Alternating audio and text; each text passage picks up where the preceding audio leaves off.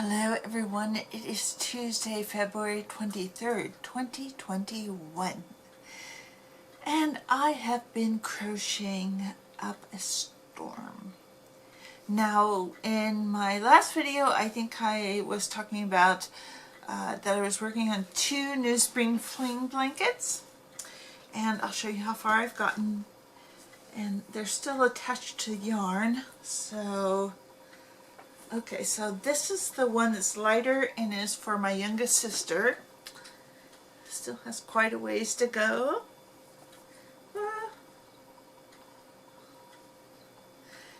It's probably baby blanket size, but it's built as an octagon at this point. Eventually it'll be a square, so I wouldn't make this for a baby. It's a little too textured. I think I'd have something smoother for a baby, but it is baby blanket sized. And then I have this one also attached to the yarn. There it goes. And this one will be for my brother, who, when we were growing up, he liked purple, so I'm assuming he still likes purple. And this one has a lot of purple in it.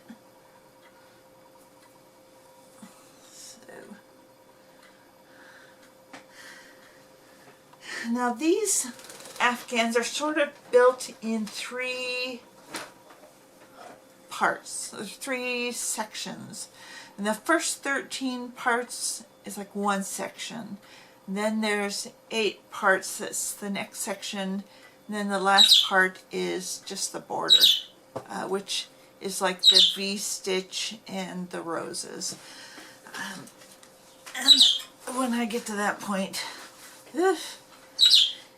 so anyhow, I do like say if I'm on row 40, I'll do row 40 on one, and then I'll do row 40 on the other, and then I'll do row 41 and row 41.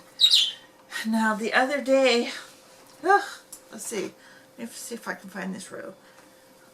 Okay, this white row right here, it goes on top of all these flowers right here, and this white part. Anyhow, I had done it on both, and by the time I got almost to the finishing the second one, excuse me, I have yarn everywhere. Anyways, I was almost done with the second blanket, and I realized that I sort of had gotten a little bit cocky about that row. I had watched the instructions, and she started off with 6, and she sort of goes up one side and then it goes backwards down the other side. So, you know, you only have to get like the instructions for that one little part, and then you just do it backwards going the other way. So she started off with 6 single crochets, and so I thought, okay, I'll end with 6 single crochets, and I mapped it out, you know, how to do that and which stitch I had to start in to make that work. Well, see, that's what happens when you get a little bit cocky and you don't watch the whole thing. So always watch at the beginning and always watch at the end and see how she joins, because there weren't 6, there were only 5. So what I had done was I had added 8 extra stitches on that row per blanket. So on each of them I had to rip the whole row out and redo it. So it was kind of a complicated row, and I ended up doing that row 4 times. Yeah, that was not fun. But one thing I wanted to know was, what do you guys listen to or occupy your mind with while you are crocheting? For me, I have recently, well, a few months ago, I got Disney Plus, and I have gone through pretty much all of Life Below Zero. I think there's 14 seasons, and so I've gone through all those episodes, and I've gone through tons of movies, and right now I'm working on Wicked Tuna Outer Banks. I know it's crazy, but I love fishing shows. And while I was watching that, I was like, Well, they keep referencing this fishing up in Gloucester.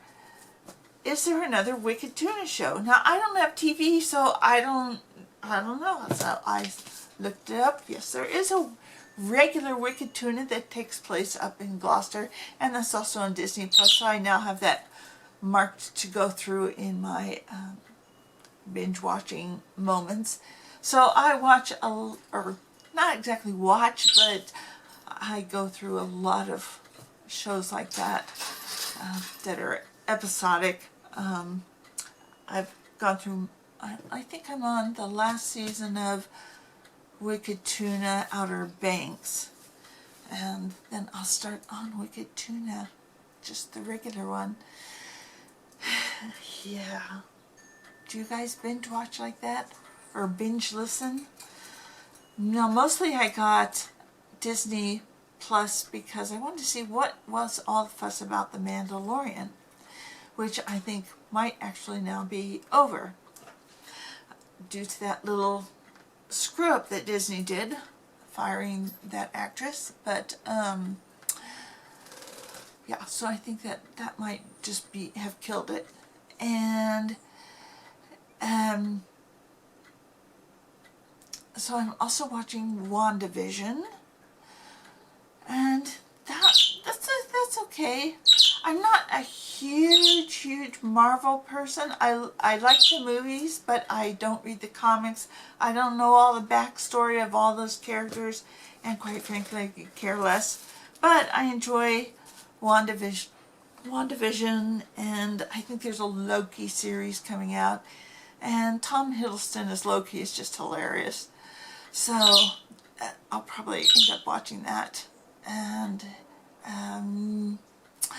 so I want to know what it is that you guys are watching or listening to as you crochet, because you have to be doing something else is going on while you're crocheting. You're listening to something. I know you are.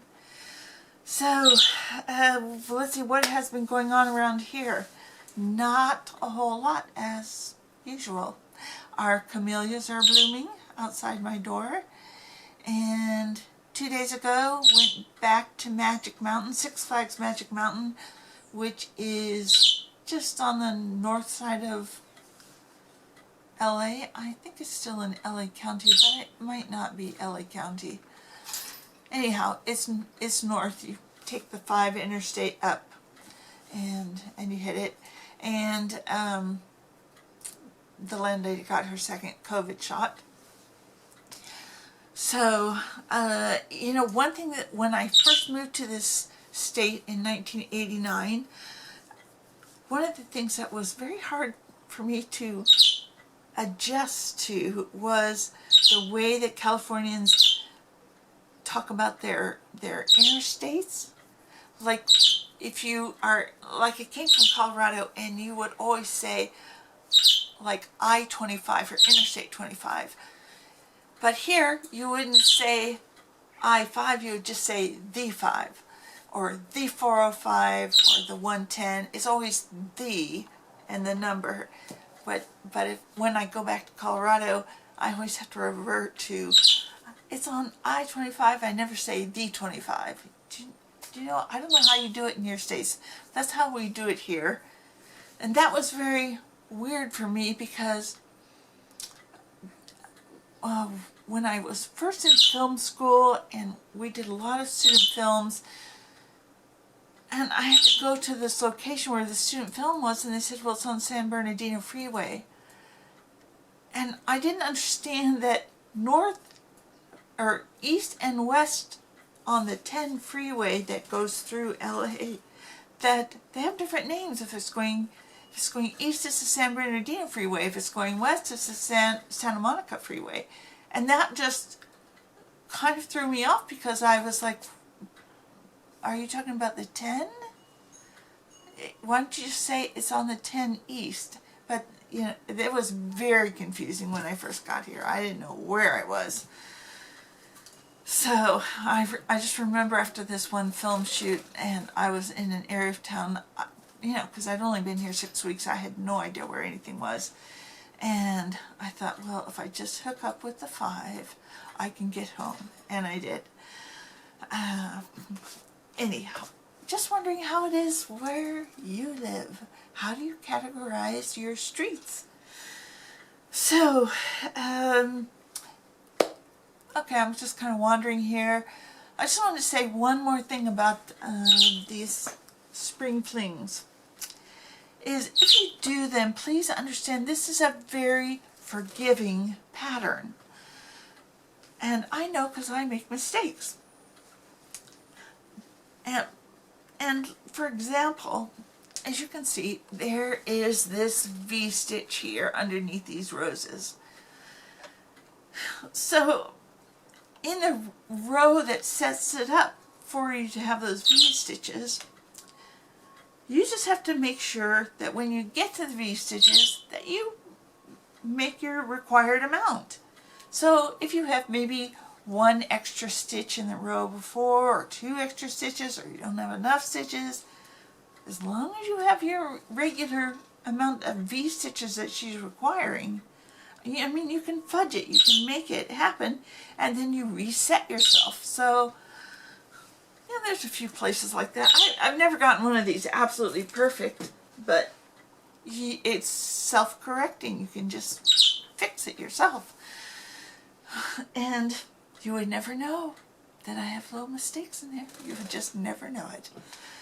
So it's a very forgiving pattern. I hope you'll try it at some point. Now, one thing I wanted to talk about was what happened in Texas and why prepping is so important. So, of course, everybody knows that Texas got hit with the unusual freak weather and turned really cold, and they lost a lot of power. Well, this is one reason why you want to be prepped. And I'm not talking about having a freezer full of food because, you know, if you lose power, of course, if you lose power and it's freezing, you know, you haven't really lost your stuff in your fridge or your freezer. But there's so many people, they didn't have water. My question is, why don't you have water? Why don't you have cases of water all the time at your house? This is a good lesson for everybody to be prepped. Have those cases of water all the time at your house. Have an alternate source of fuel at your house. For example, you can get little butane hot plates. I know that Mitsua sells them. I think they're about $44, $45. You have an alternate source of fuel for cooking your food, for heating up something to drink, whatever. You just need to be prepped. I just know people who lost power. A friend of mine, the one that I sent that recent spring fling blanket to, their house got into the 30s and 40s at night. Her mother is 87 years old, and her mother said to her one day during one of those really cold nights, she said, I don't think I'm going to make it for the whole night. Now, she did make it, but, you know, you just gotta think how you can be prepared. And so you have to have an alternate source of heat. You have to have an alternate source of fuel. You have to have an alternate source of water, which includes bottled water. I think I've got like 5 or 6 cases of water in here. And, you know, they're inexpensive. Just buy them. Put them in your house. Go through them. Replace them. Keep them on hand. Because you just never know. It doesn't matter what zone you live in. I mean, all the people who live along the East Coast or the Gulf Coast, I mean, you should really be prepared because you're in hurricane zones. And you should have that water and that food because you never know when you're going to get hit. And of course you should have what are called bug out bags, and that is maybe 2 or 3 days worth of food and water in your car all the time in case you have to bug out because of weather or whatever. I live in California, and in my part we don't really get that severe weather, but we do have earthquakes, and I lived through the 1994 Northridge earthquake. And that came steamrolling through at about 4:30 in the morning.